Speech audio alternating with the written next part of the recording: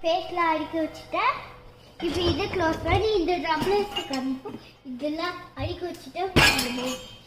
இப்போ நம்ம டிஷ்வாஷரோட இதை போட பார்க்குறோம். வாங்க போடலாம். இது உள்ள இப்படி வச்சிருங்க. அப்படி இது டைட்டாக முடியணும். டைட்டாக முடிவிட்டு அப்புறம் அங்கே க்ளோஸ் பண்ணி காமிக்கும். க்ளோஸ் பண்ணிட்டு அகைன் இந்த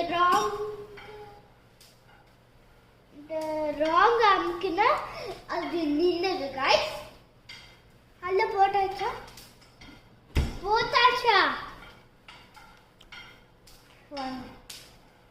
இதுனா அப்படி அமுக்குனா அது ஸ்டார்ட் ஆயிடும்.